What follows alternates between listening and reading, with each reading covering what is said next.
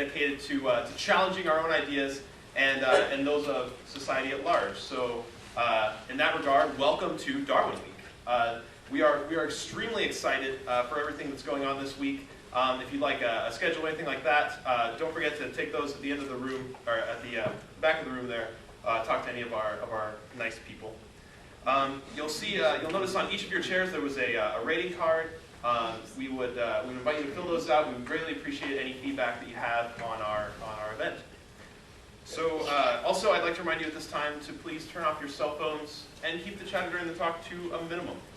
If you're interested in joining Unify, that information is also on your cards, or again, you can talk to any of our nice people, or at the back table back there. So our keynote for this evening is Greta Christina. Greta Christina is one of the most widely read and well-respected bloggers in the atheist blogospheres. She was recently ranked by an independent analysis as one of the top 10 most popular atheist bloggers. She's a regular atheist correspondent for AlterNet, the online political magazine with over 1.2 million hits a week, and has been writing about atheism and skepticism for her own cleverly named Greta Christina's blog since 2005. Her writing has appeared in numerous magazines, newspapers, and anthologies, including Ms., Skeptical Inquirer, the Chicago Sun-Times, and the anthology Everything You Know About God Is Wrong. She has been writing professionally since 1989 on topics including sexuality and sex positivity, LGBT issues, politics, culture, and whatever crosses her mind. Please join me in extending a warm welcome to Greta Christina.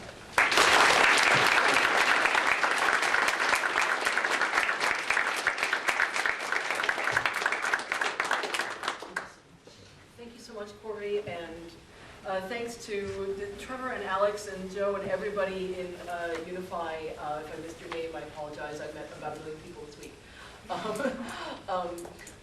Really, this organization is awesome. I've given talks at a lot of student non-believer organizations, and they're all really good. This movement is really strong. The student branch of the movement is especially really strong. But Unify, you kicked them all up. You kicked their ass. I'm really impressed by this event, the work that you've done, the organization, your commitment, your dedication. I'm really, really impressed. And thank you so much for putting this on and taking such good care of me. And thank you all for turning out. Wow, this is awesome. I can't believe sitting room only. I love it. So my name is Greta Christina, and I am here to talk about atheism and sexuality. Unsurprisingly, to anyone who understands how evolution works, sex is one of the most important and most powerful elements of the human experience. And religion has gotten to frame the conversation about sex, much like it's gotten to frame the conversation about pretty much everything, for hundreds and indeed thousands of years. And if we're going to work towards a world in which atheism is both more accepted and more common, I think that we need to offer some secular ways of dealing with sex. And that's what I'm going to talk about tonight. Tonight I want to talk about some of the ways that we can be sexual without a religious framework. And I'm going to break that down into two categories. First, I'm going to talk about how atheists can view sexual morality without a belief in God. And then I want to talk about how we can view sexual transcendence without a belief in the supernatural. But first, before I talk about atheism and sexuality, by the way, I just want to do a quick check. You can hear me in the back? Okay. Before I talk about atheism and sexuality, I think I need to talk a little bit about religion and sexuality. To talk about what exactly it is that we're up against and what exactly it is that we need to offer an alternative to. So the first religious view of sex that I'm going to talk about today is the view of most traditional religions, and it's by far the most common. And that view is God cares who you have sex with and how. God only wants you to have sex with certain people, typically a person of the opposite sex to whom you're legally married, although that does, not always, that does vary to some extent from religion to religion, and I'll get to that in a moment. And God only wants you to have certain kinds of sex with these people.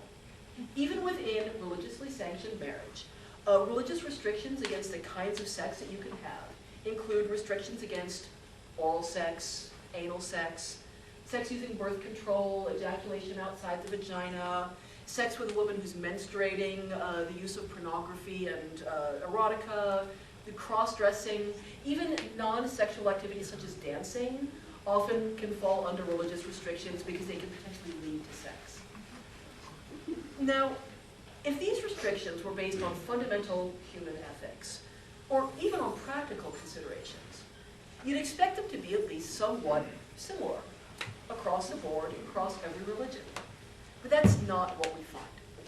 There are a few common themes. Sex that's likely to result in procreation with an opposite-sex partner to whom you're legally married. That's usually on God's yes list. But throughout history and across different cultures, when we look at different religions and different religious taboos on sex, we actually see a ridiculously wide range. For instance, some religions are okay with the standard variations such as oral or anal sex as long as it stays within marriage. Others believe that God frowns on any sort of sex other than what sex educators refer to as PIV, or penis in vagina intercourse. Still others say that certain variations are okay, but they have strict prohibitions on others. That oral sex is okay, but anal sex is not, or vice versa. Some religions ban sex with a woman who's menstruating, others couldn't care less, etc., etc. And famously, different religions have different beliefs about how these sexual rules should be applied to women versus men. The sexual double standard is depressingly common in an awful lot of religions. But the details of how this double standard gets applied vary wildly. Is the punishment for adultery the same for women and for men? Are the rules about interfaith marriage the same for women and men? Are the rules about divorce the same for women and men? Is monogamy required for both women and men, or are men permitted and even encouraged to have multiple spouses? Are men permitted to rape their wives? Different religions answer all these questions very differently. And even the question of who it's okay to marry and who it's okay to have this permissible marital sex with, that varies tremendously from religion to religion as well. Different religions have different rules about how old you have to be to get married, how closely it's okay for you to be related, whether you can have been married before, whether you have to be of the same religious faith or not, even how many people you can marry. And even the basic attitude towards entirely permissible sex varies from religion to religion. Some religions view sex as a basically good thing, as long as it stays within God's rule book. Judaism, for instance, sees sex as a mitzvah. It's a kind or good or positive beneficial act. The right kind of sex with the right person, obviously. Other religions, such as the older versions of traditional Christianity, view sex as pretty bad even when it's the kind that God approves of. According to this view, sex within marriage is seen as a second-rate option. It's a necessary evil. It's to be chosen only if you really can't tolerate celibacy. And some religions have even banned sex entirely. Not surprisingly, these religions don't get to stick around for very long. Important tip, if you want your religion to last for more than a generation, don't make reproduction a sin. And what's more, some religious restrictions on sex only address sexual behavior, while other religions cover not only forbidden sexual behaviors, but forbidden thoughts and desires. The idea here is that God isn't just angered when you have forbidden sex, that God is angered when you even think about forbidden sex. Consider, for instance, the loving and compassionate teaching of Jesus, or what I've taken to calling the Jesus character in the New Testament. The teaching that lusting in your heart is every bit as sinful as committing actual physical adultery. It's basically creating a thought crime. I have a hard time thinking of that teaching as anything other than a thought crime. And this kind of religious thought crime has the ugly effect of making people feel guilty and dirty for something that they can't help, for desires that have been deeply and irrefutably wired into our unconscious by millions of years of evolution. Have any of you ever read the writings of the Christmas underwear bomber? Do you remember the Christmas underwear bomber? He tried to blow up a plane by strapping explosives into his underwear. He was an extremist Islamic terrorist. If you have a chance to read any of his writings, Google them, whatever you need to do. They are fascinating. If you read his writings about what motivated him to do this. This guy was tortured with religious guilt over a lot of things, but especially he was tortured with religious guilt about sex. And in particular, he was tortured with guilt over sexual feelings that he believed were sinful. So you had guilt about some forbidden sexual acts as well, such as not lowering his gaze in the presence of women, but also simple sexual desires. And we're not talking about sexual desires that were in any way unethical or even particularly unusual. I mean, as far as we know, this guy was not into spanking, this guy was not into Jell-O, this guy was not into humping women on the subway. As far as we know, this guy was not even gay. The mere fact that he found women sexually desirable and was aroused by being in their presence and looking at them, this was enough to torment him with terrible religious guilt and the terrible fear that he was disappointing his God. It's like making people feel guilty about getting hungry, or like making people feel guilty about needing to sleep. And this is not a necessary part of religious sexual morality. This is not something all religions do. Only a handful of the really super special ones. And often, the sexual ethics of a religion aren't just inconsistent with the sexual ethics of other religions. They're inconsistent with themselves. Take the moral lesson conveyed by so many conservative Christian teachings. Sex is dirty and bad, and you should save it for the person you love.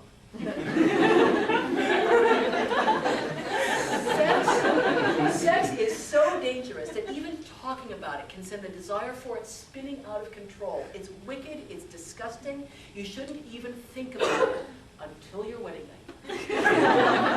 Which, if you kept your virginity, will be a glorious pinnacle of intimacy and sacred delight. Okay, this doesn't just conflict with the teachings of other religions. It doesn't even just conflict with the basic realities of human sexuality, including the reality that first times often really aren't that great. It conflicts with itself. It's internally contradictory. And what's more, different religions vary, not just about what kind of sex God wants us to have and who he wants us to have it with, but about how much God cares. In some religions, God cares a fair amount about what kind of sex you're having and who you're having it with, but as long as you feel bad about it and repent afterwards, you're off the hook. In other religions, fundamentalist Islam being the most obvious example, the kind of sex you have is just about at the top of God's priorities. He cares so much about who you are banging and how that he's not content to take care of the judgment about it in the afterlife. He wants his followers to carry out his extremely harsh sexual judgments right here in this life, such as executing adulterers and executing homosexuals and so on. So clearly, we are not looking at a straightforward, unambiguous message from God. We're not even looking at a solid set of clearly thought out moral positions based on sound and consistent ethical principles. What we're looking at is an almost random set of taboos. Taboos that make no more sense than the taboos we have about food or drugs. Many anthropologists, the one I remember from when I was in college, it was Mary Douglas, have argued that the point of taboos is to give people the feeling of control over powerful and important areas of our lives, and that the human psychological need for taboos, psychologically speaking, is more important than the specifics of what those taboos actually are, and whether they're rational and whether they're practical. And that is exactly what religious restrictions on sexuality look like. They're really only peripherally about ethical matters such as who's harmed or what's fair, and even practical matters such as ensuring reproduction or maintaining the purity of the genetic line.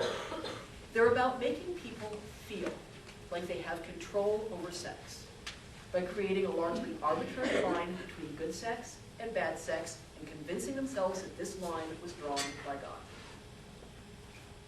Now, granted, there are more progressive and moderate versions of these traditional religions, Reform Judaism, progressive Christianity, etc., who believe that God doesn't much care what specifically you're doing in bed or with whom, as long as what you're doing is loving and consensual and everybody's having a good time. These aren't the most common versions of these religions, not by a long shot. They're very much the more uncommon versions of these religions, but they're not unheard of either. You know, we all know about the Unitarians, right? And for these more progressive believers, in a day-to-day practical sense, their sexual ethics are a lot more like those of atheists and other non-believers. They're not based on what's going to make God happy or unhappy. They're based on what makes people happy or unhappy. But even the more progressive Christians, Jews, Muslims, etc., still believe that morality comes from God. They still believe that our moral compass was instilled in us by God, including our moral compass about sex. And obviously, atheists don't believe that, and we're not going to base our sexual morality on that. So, what is the atheist alternative to all of this? If we don't believe that God is peeking into our bedroom and taking notes, if we don't even think there is a God, much less one who cares who and how we boffing, then what do we base our sexual morality on? Without God, are we just looking at a sybaritic sexual free-for-all, uninhibited by any ethical constraints? Well, I fear that this answer may be disappointing to some of you. But I think the obvious answer is no. Without belief in God, of course we have sexual ethics. But without belief in God, we're free to base our sexual ethics on, well, on ethics. We don't have to base our sexual ethics on what someone else wrote down thousands of years ago about what God supposedly told them, about how he does and does not want people to do the nasty. Human beings, there's some recent research into this. It's still a little bit new research and it's still somewhat controversial, but it's starting to be pretty widely accepted. Human beings seem to have some core ethical values hardwired into our brains from billions of years of evolution as a social species. And we hammer out the specifics and the finer points of these core values that we have as a social species, based on the standards that our particular society teaches us, and based on our own personal observations and experiences of what hurts and helps people, what's fair and unfair, and what helps keep society running more or less smoothly. And that's what we can base our sexual ethics on.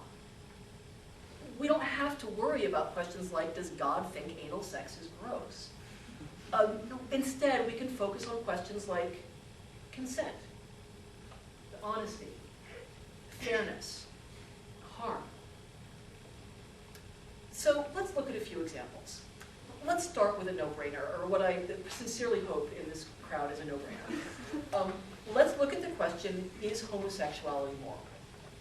And instead of answering that question by saying homosexuality is immoral because gay sex makes baby Jesus cry, instead we can ask, is anyone harmed by homosexuality? Is homosexuality consensual? Do homosexual relationships injure society in any way? Is it fair or just to have different rules for same-sex relationships than we do for opposite-sex ones? So let's take another example, one that has somewhat less obvious answers. We can look at a question like, is pornography moral? And instead of saying, our God prohibits us from viewing sexually explicit material, we can ask questions like, is there any good evidence that pornography consistently affects people's sexual behavior in a negative way? And is there any good evidence that pornography contributes to sexism and misogyny any more than any other aspect of popular culture like TV and movies and pop music and video games and so on? And to what degree is it reasonable for people to ask their partners to limit their sexual behavior? And does the answer to that question change when the behavior in question is private and doesn't affect the other person? The translation of that question is it okay for you to ask your partner not to look at porn? And can we acknowledge the right to freedom of sexual expression while still critiquing the particular ways that porn most commonly plays out in our culture? And one more example before I move on. We can look at a question like, what kinds of sexual limits should there be within a relationship or a marriage? And instead of saying God thinks oral sex is gross or whatever, we can ask questions like, is this behavior consensual? Do both partners, or all partners, depending on the arrangement that you're talking about, want to do this? And is this sex act relatively safe, or is it likely to cause harm? And is everyone involved being honest about their desires and limits, and about the possible consequences of this particular sex act? And if partners disagree about a particular sex act, how do they resolve those differences? So when we're asking these questions and answering them, I think there's a few basic principles that atheists can base our moral decisions on. One is that we have to allow our sexual morality to be nuanced. When we let go of religious taboos on particular sexual acts or arrangements, we have to start viewing sexual ethics more on a case-by-case basis.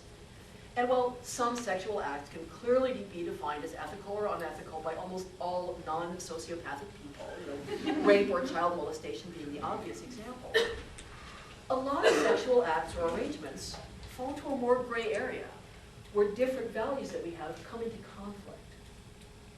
So here's an example of this.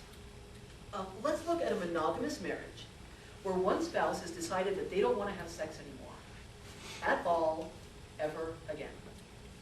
That person is not willing to negotiate, they're not willing to go to couples counseling, and they're not willing to consider non-monogamy. As far as they're concerned, the fact that they're done with sex means that their partner is done with sex too. Is this morally wrong? And would it be morally wrong for the deprived partner to seek sex outside that marriage? And in case you're wondering, this is, alas, not a made-up hypothetical situation that we do in philosophy classes. If you read sex advice columns, you will know that this is depressingly common. This is a real-world, on-the-ground ethical problem that people run into. So we have two conflicting moral values here. On the one hand, do people have the right to say no to sex?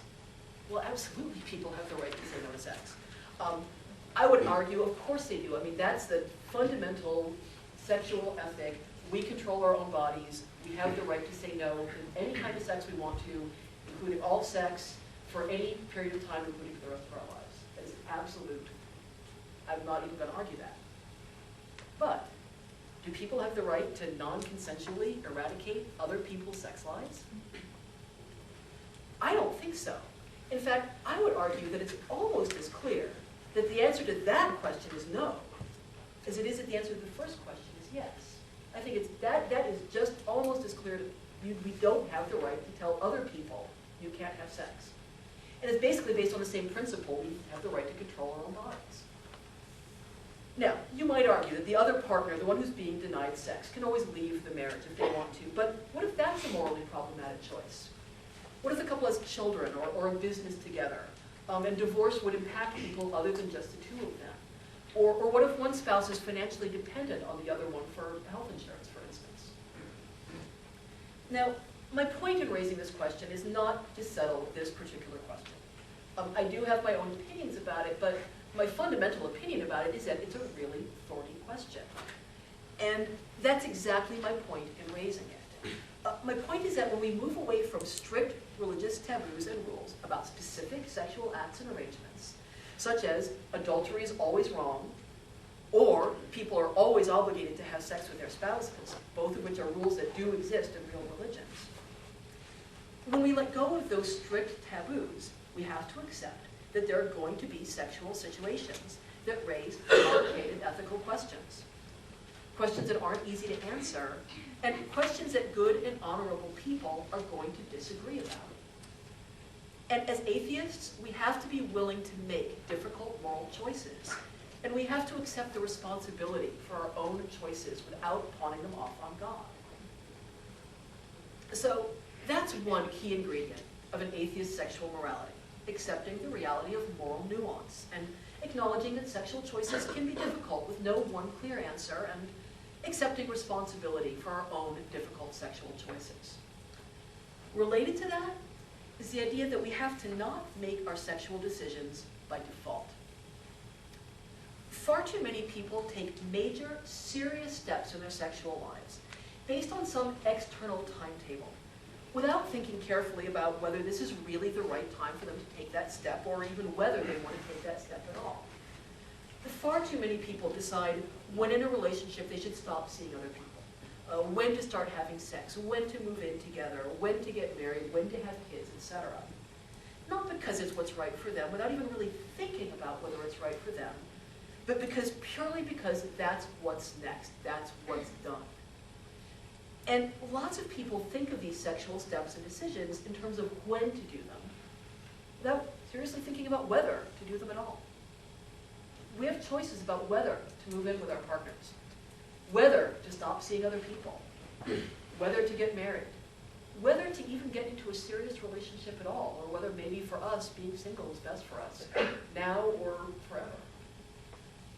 Making these decisions by default, without careful consideration of what's right for you, it's not fair to yourself, and it's definitely not fair to your partner.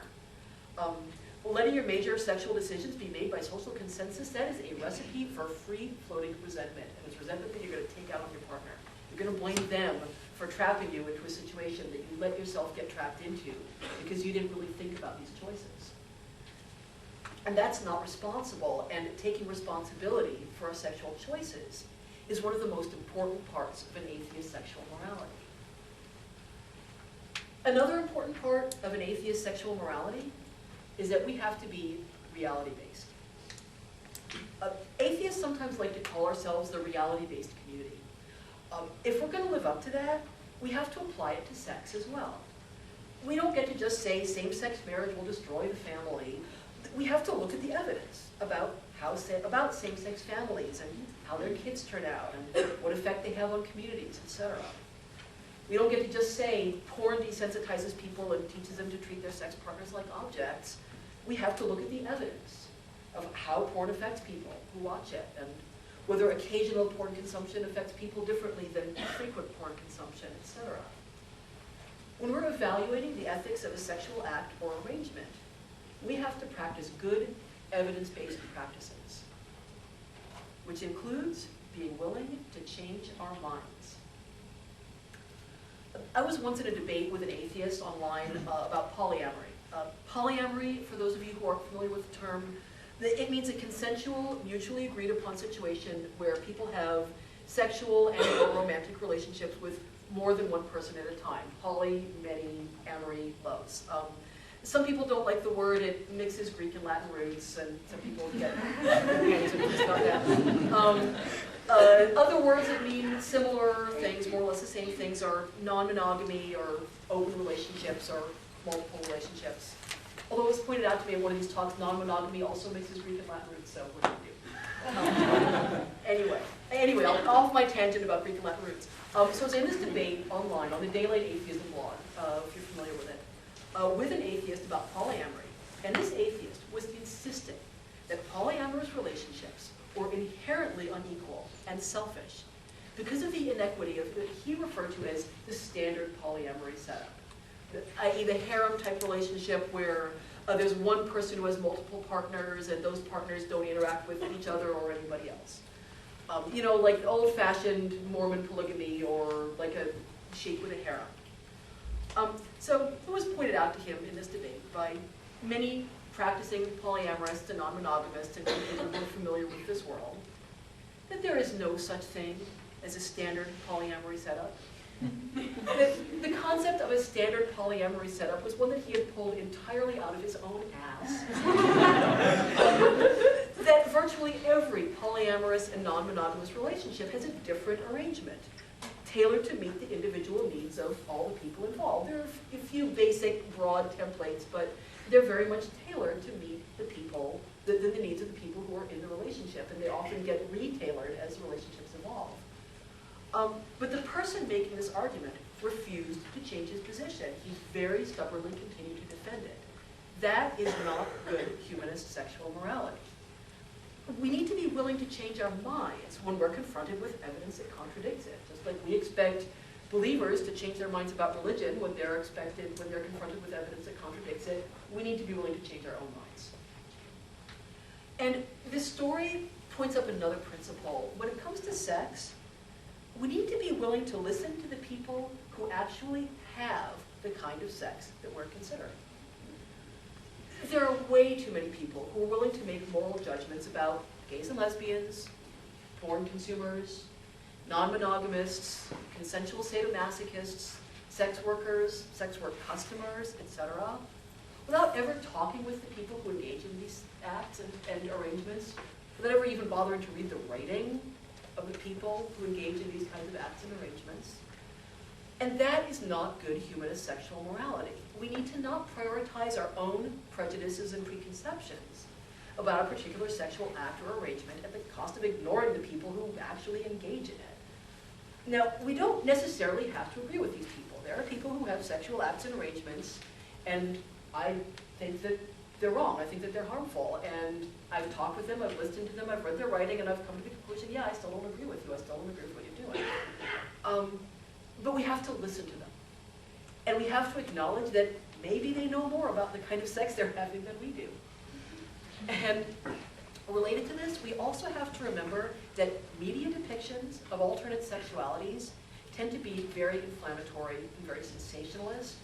And we have to not assume that we know everything that there is to know about cross-dressing or sadomasochism or whatever, just because we read an article about it in the New York Times. So, all of which leads me to my final principle of an atheist and humanist approach to sexual morality. Okay, not really my final one. I could gas on about this all night, but my final one for today. We need to not make moral judgments about sexuality purely on the basis of what grosses us out. This is a surprisingly difficult principle for many people to grasp, even atheists. The idea that personal revulsion is a good barometer of moral revulsion is very common. It's very common for people to think, I personally am upset by the idea of homosexuality or non-monogamy or consensual sadomasochism or whatever. Therefore, these things are immoral, and nobody else should do them. And look at, for instance, the arguments that most commonly get made against homosexuality. God forbids it is at the top of the list. But a close second is anal sex is disgusting. And as a moral foundation, these two arguments make about as much sense as each other, which is to say, none. It's a ridiculous argument against homosexuality anyway, since plenty of gay people don't practice anal sex and a whole lot of straight people do. But I digress. Here's a useful way of looking at this question. I found that when I'm pondering some question of sexual ethics, it's often useful to make a non-sexual analogy. Our feelings about sex tend to run very strong, and they're not always rational for some very deeply hardwired evolutionary reasons, and also, of course, for reasons of cultural training. And so when we're pondering some question of sexual ethics, it often helps to take it out of a sexual context, to make an analogy that isn't about sex, so that our mammalian hindbrain isn't what's doing the thinking. And so when it comes to this question of whether personal revulsion should or should not translate into moral revulsion, I like to do what I call the broccoli test. Okay, I personally am revolted by broccoli. I cannot emphasize this enough. I am seriously and profoundly nauseating. The thought of eating it makes me retch. I can barely stand to be in the room with it when it's being cooked. But I don't think that people who do like broccoli are immoral. I don't try to talk people out of eating broccoli. I don't try to get laws passed banning broccoli. I don't make broad moral generalizations about the kind of person who eats broccoli. I don't avoid friendships and relationships with people who eat broccoli. I don't try to get people who do eat broccoli banned from teaching in the public schools because their moral turpitude clearly renders them unfit to be in the position of teaching children. Will somebody please think of the children? So in the same way, there are kinds of sex that I find completely unappealing, even actively unpleasant to consider. An example, adult diaper play. This is a type of fetish play where grown-ups like to wear diapers and dress up as babies, and I am totally turned off by this. I'm not interested in even trying it. But so what? Who cares what I think about it? Nobody's making me do it. And if people who are doing it are consenting and happy, then what possible business is it of mine? I don't want to do it myself, but I completely and 100% support and encourage the people who do. It brings them joy, and that's wonderful. More joy in the world is good. It's very common for people to do dime store psychology about other people's sex lives. Sexual masochists have guilt complexes, sex workers have poor self-esteem, the homosexuals had domineering mothers and absent fathers. It's really not very helpful. The reality is that we just don't understand sexuality all that well. You know, maybe 500 years after the sociologists and biologists and neurologists have gotten their hands on it, we'll have a better grasp on it. But right now, we just don't understand sex that well. And the answers to what causes different sexualities are almost never as simple as that old Freudian, he saw a pair of ladies' shoes at an impressionable age, and that's why he has a shoe fetish type of analysis. Trying to figure out what causes a particular sexual desire is like reading tea leaves in a hurricane. The causes of sexual desire are often very complex or multifactorial, as the social scientists like to say. We don't understand the degree to which they're inborn or learned or a combination of both. And the causes can vary wildly from person to person. What causes one person to be a sadomasochist might be different from what causes somebody else to be a sadomasochist. And so apart from really obviously and grossly immoral acts like rape or child molestation, sexual desires and practices are really not a very good barometer of moral character. And we have to remember that when we're tempted to make moral or character judgments about people based on the kinds of sex that they like. And whenever I'm tempted to make judgments about other people's sexuality because I'm personally grossed out by it, I always have to remember that there are plenty of people who are grossed out by my sexual practices. Sexual practices that I know are harmless and consensual and make everybody involved very, very happy. And that is true of every single person in this group.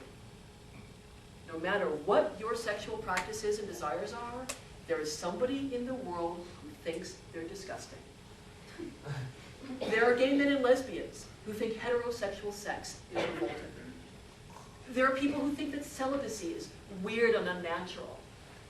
So if I want other people to respect my right to make my own sexual decisions that are consensual and fair and don't hurt anybody, I need to extend that same respect to other people and not treat their private sexual practices and desires as if they were a personal affront to me. And this principle of separating aesthetic judgments about sexuality from moral ones, it doesn't just apply to how we treat strangers and how we make broad social decisions and how we vote, etc. It doesn't even just apply to how we treat friends and family members. It applies to how we treat the people that we're sexually involved with. If we don't like porn, and our sexual partner does, we don't get to just say, porn upsets me, therefore you're a bad person for watching it. If we want our relationship to be monogamous and our sexual partner doesn't, we don't get to just say, non-monogamy freaks me out, therefore you're a bad person for wanting it. If we're not interested in bondage and our sexual partner wants to try it, we don't get to just say, bondage scares me, therefore you're a bad person for being curious about it and wanting to try it. And similarly, the reverse of that is true. If we are interested in bondage or non-monogamy or porn or whatever, and our partner isn't, we don't get to accuse them of being unadventurous and uptight. We have to accept that our partner's views are as valid as ours. And we have to work out a compromise that works for both of us. We need to base our decisions on principles of consent, honesty, fairness, and harm, and not on the principle of what grosses us out. Okay, so those are some ideas of atheist sexual ethics, some ideas of how we can view sexual morality without believing in a God who's telling us who to boink and how. And these ideas aren't coming out of nowhere. I would love to convince you all that I just pulled these out of my own brilliant brain, that I personally made these up on the plane ride over here. But I'm an ethical person, and I cannot tell a lie, and that's not true. I did not make this stuff up. For many decades now, there's been a sex-positive community of writers, activists, educators, researchers, therapists, artists, and just everyday people in their everyday lives who have been advocating for a non-taboo-based approach to sex. And it's a community that, much like the atheist movement, has been growing in visibility and numbers and influence. It's a community that includes sex educators who have been getting accurate, evidence-based, non-judgmental sexual information and philosophy out into the culture for decades. If you're masturbating without guilt, you have Betty Dodson to thank for that. I don't know how many of you know Betty Dodson. and I don't know how many of you know this history, but for decades, and in fact for centuries, masturbation was considered sinful at worst, and it was considered a mental illness at best.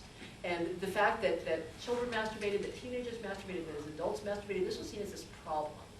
And then in the late 60s and early 70s, a number of sex educators, most famously Betty Dodson, started pointing out that masturbation is actually very healthy.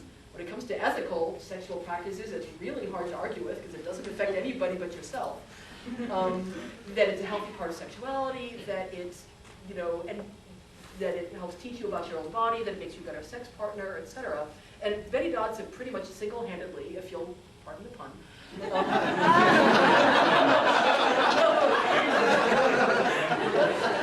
pretty much single-handedly changed the way that we see masturbation.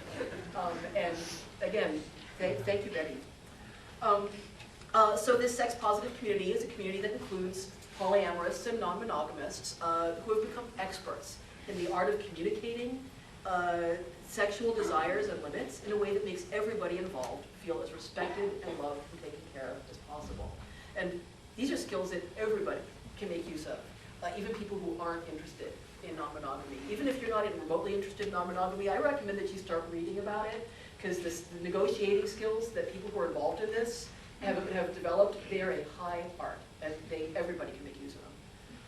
It's a community that includes sex writers and photographers and artists, some who call themselves pornographers, some who don't, who are countering sexual guilt and shame and secrecy by creating images of sexuality that are joyful and funny and true and real. It's a community that includes feminist and sex-positive sex toy companies who are countering sexual guilt and shame and secrecy by offering not just vibrators and dildos and whatnot, but offering the idea that sexual pleasure is valuable and that it's worth pursuing for its own sake. It's a community that includes consensual sadomasochists who have gone to tremendous effort to learn how to practice their desires safely and to teach newcomers to the scene how to do the same. And again, whose skills at honest, open, detailed sexual negotiations have been filtering out into the rest of the sex-positive community and have been filtering out into the culture at large. The sadomasochists have even adopted the motto, safe, sane, and consensual, which is a motto that bears a great resemblance to this atheist sexual morality we've been talking about tonight. And this community includes plenty of regular old monogamous couples who have regular jobs and regular lives, and they put their kids to bed, and then they swing from every chandelier they can think of. Using the information and the philosophy that they've taken from the sex-positive educators and artists and sex toy companies and whatnot, and are passing it on to the other people in their lives. And this sex-positive community has been loudly and passionately opposed to the conventional religious views of sex. The view that God cares about who we have sex with and how, and that we should base our sex lives on his arbitrary rules. And yet, while the sex-positive community has vehemently rejected the conventional religious view of sex, to a great extent it's done so not by rejecting religion altogether, but by embracing alternative religion, and by bringing their positive view of sexuality into their spiritual beliefs. Which leads me to the second part of my talk. We've talked about how atheists can frame sexual ethics without religion. But how can we frame sexual transcendence without religion? What alternative can we present to the religious view? How can we acknowledge and celebrate the power of sex to transform a consciousness, to take us out of time, to transport us out of ordinary physical experience, to connect us powerfully and intimately with one another in a way that can feel almost telepathic, and still view it as an entirely physical, material, non-supernatural experience. Again, like I did with ethics, I want to talk a little bit about the religious view of sexuality before I get into the atheist alternative. And specifically, I want to look at where the spiritual view of sexual transcendence comes from, and why I think it's there. The sex-positive community is very often a very spiritual community, and many varieties of Wicca and goddess worship, shamanism, tantra, astrology, ki, chakras, belief in a collective metaphysical consciousness, and other forms of new age spiritual belief and magical thinking permeate it. both privately and publicly in writings and art and so on. And these spiritual beliefs aren't separate from the sexual culture. They're very intimately woven into it. And I want to take a moment to look at why that is before I talk about what alternative I think we can offer. I don't know that I entirely know the answer to this. In fact, I know that I don't entirely know the answer to this. But based on what I've seen and read, based on conversations and observations and extensive reading and many years of participation in this community, with the sex-positive community as well as with religious believers in general, and based on my own experience as somebody who once had sex-positive spiritual beliefs, I think there's three basic things going on. The first is the extremely prevalent, deeply rooted idea in our culture that being spiritual means being good and virtuous, and that the spiritual world is the important world, the most important, the most real world. One of the most central tropes of religion and one of the strongest pieces of armor protecting it from valid criticism and questions is the idea that being a religious person makes you a good person, pretty much by definition. God is good, supposedly. God is the source of goodness. God is goodness. And so the closer you are to God, the better a person you are. And related to this is the notion that being a spiritual person means being a more real person somehow, that it means being connected with the most real and most important parts of life and existence. According to this trope, the material world is hollow. It's a mere shell for the creamy metaphysical goodness that lies within us all.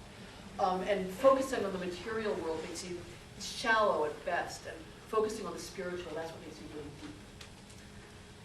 Now, even when people reject conventional religion, these ideas can be very pervasive. Most people have been brought up with some sort of religious teachings, and these values are learned from a very early age. And even if they're not conscious, they're very deeply rooted. And even people who aren't brought up with religion still have this idea drilled into them by their surrounding culture. And so when people begin to embrace sex positivity, and they begin to embrace sexuality as a valuable and important part of human experience, it seems natural for many of these people to frame it as a spiritual experience. People have absorbed this idea that the spiritual world is both the most good and the most real world there is. So when they reject this conventional view of sex as trivial and wicked, and they start reframing sex as valuable and beautiful and a central part of human life, it seems natural to them to see sex in spiritual terms. If the spiritual world is the most virtuous and precious part of the world, then framing sex as a spiritual experience is a way of distancing sex from that smear of being pointless and selfish and guttural and evil, and repositioning it as honorable and worthwhile. So instead of saying religion is wrong about sex being bad, therefore I'm going to reject religion, instead, many people say religion is wrong about sex being bad, therefore I'm going to find a new religion, or I'm going to make one up, which is what a lot of people do. So I think that's the first part of this New Age sex-positive spirituality phenomenon.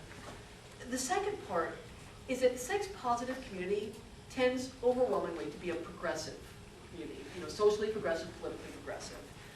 Unsurprisingly, it's a community that rejects, or at least questions, the mainstream.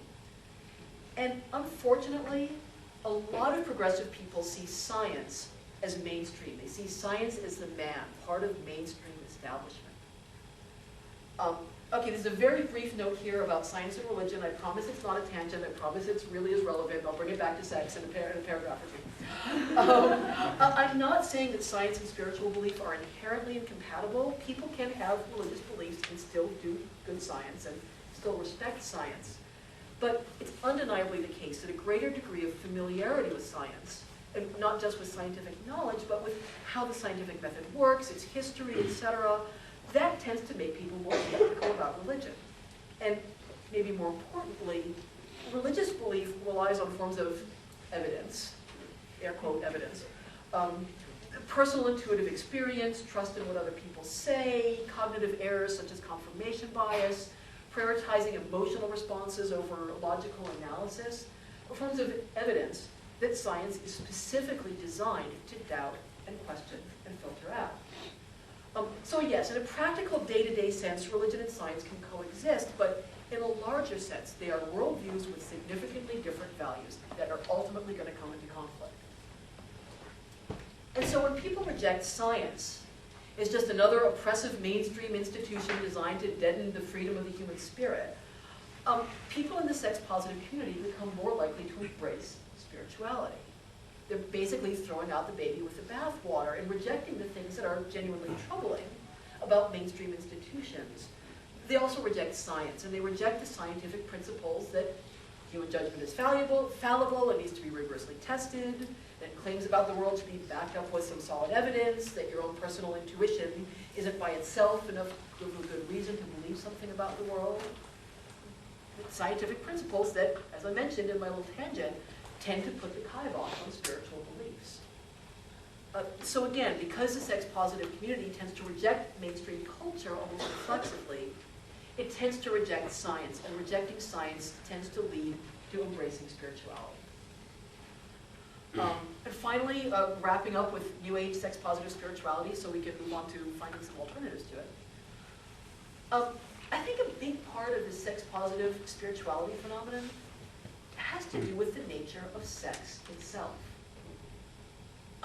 When it's good, when sex is really good, the experience of sex can feel very much like what people describe as a spiritual experience. It can take you out of your body. It can change your experience of time. It can give you an almost telepathic sense of connection with others. It can make you feel ecstatically transported out of ordinary physical experience, and so on. And again, even if you reject conventional religion, the deeply rooted reflex in our culture is to see these kinds of experiences as metaphysical. Our culture doesn't have a widely held framework for understanding and processing these experiences other than a spiritual framework. The idea that these kinds of experiences, as mind-blowing and as astonishing as they are ultimately altered states of consciousness that the body and the brain are producing, because the body and the brain are capable of producing altered states of consciousness that are really radically different from ordinary consciousness.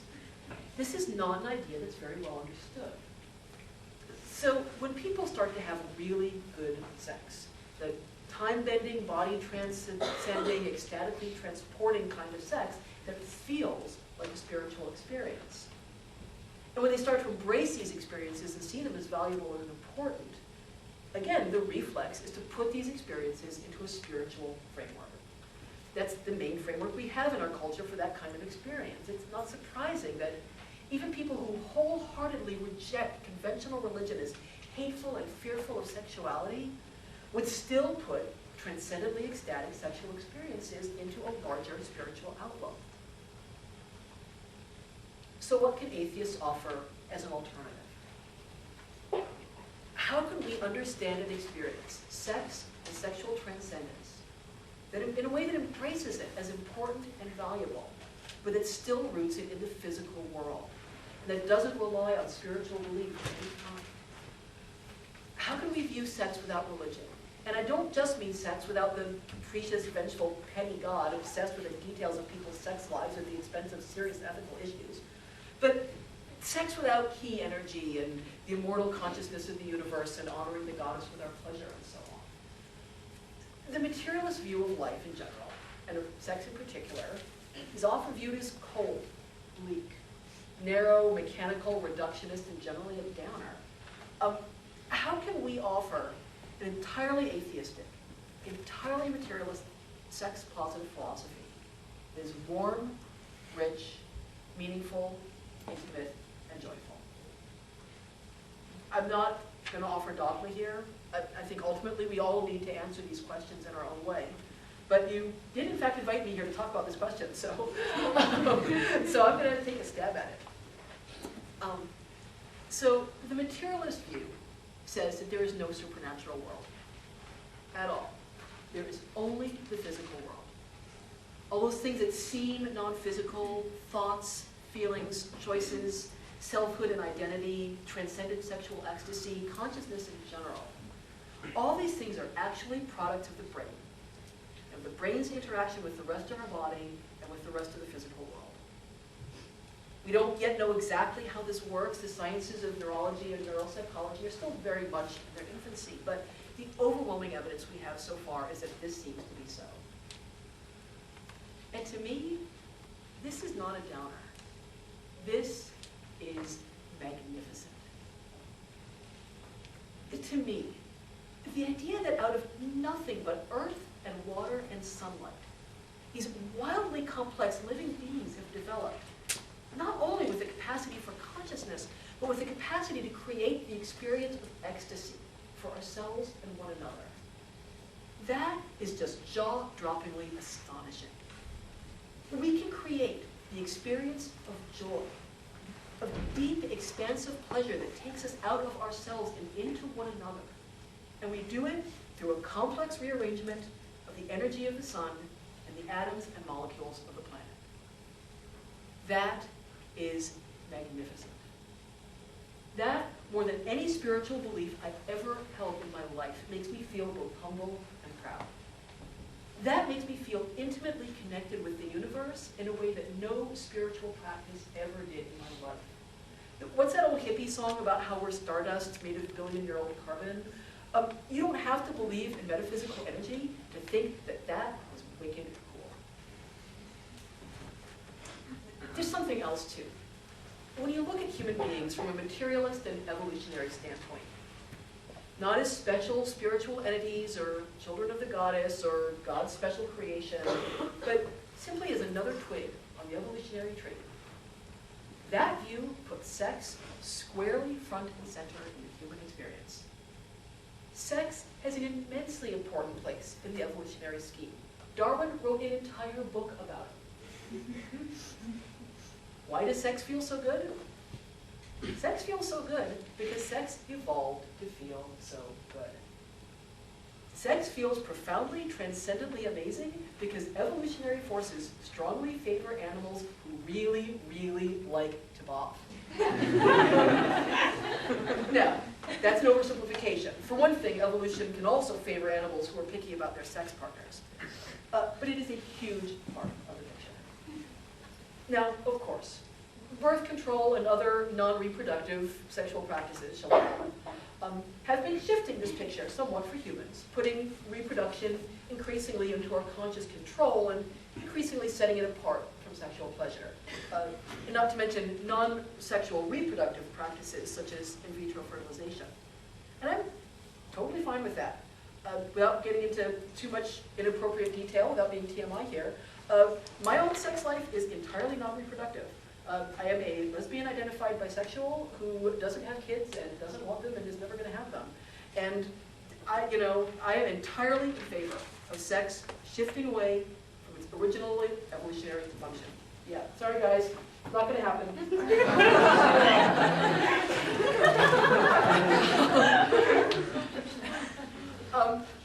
I am entirely in favor of sex shifting away from its evolutionary function.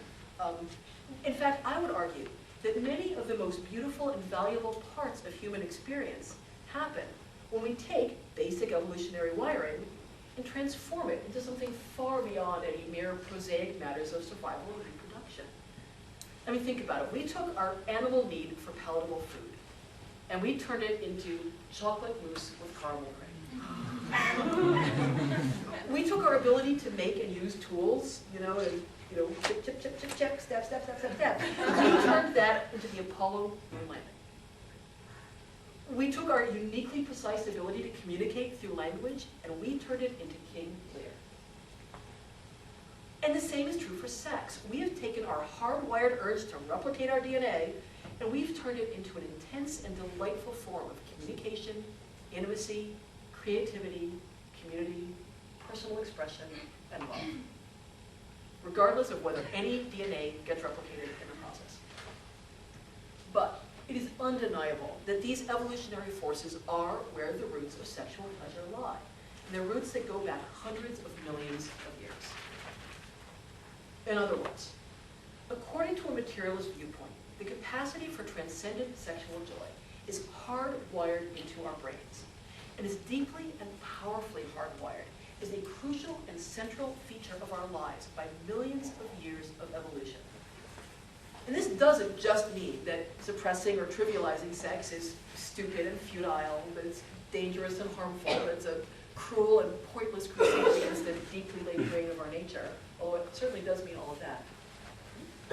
But it also means that the act of sex and the experience of sexual pleasure connects us to every other living thing on Earth. We are the cousins of everything that lives on this planet, with a common ancestor of primordial soup going back billions of years. And we are all related, not entirely, but substantially, because of sex. That is awesome. That makes me want to go jump on an airplane, fly home, and have sex with my wife right now. Just so that I can feel connected with my fish and my tetrapod and my primate ancestors. That is entirely made of wind. And finally, when you don't believe in God or the soul or any sort of afterlife, when you believe that this short life is all we have, then making the most of that short life and taking advantage of the joyful experiences it has to offer suddenly becomes a whole lot more important. It's almost a moral obligation. As Richard Dawkins has so eloquently pointed out, the odds against you personally having been born into this life are beyond astronomical. Are you going to waste that life by not giving yourself and other people as much joy as you possibly can? Now, this doesn't mean, as many anti-atheists claim, that without a belief in God or an afterlife, we can and would behave entirely selfishly and with no moral compass. It doesn't mean that even a little bit. We've covered that, right? But it does mean that we can base our morality, including our sexual morality, on how our behavior demonstrably affects people in this life, and not on how it supposedly affects invisible beings in an unproven hypothetical life after this one.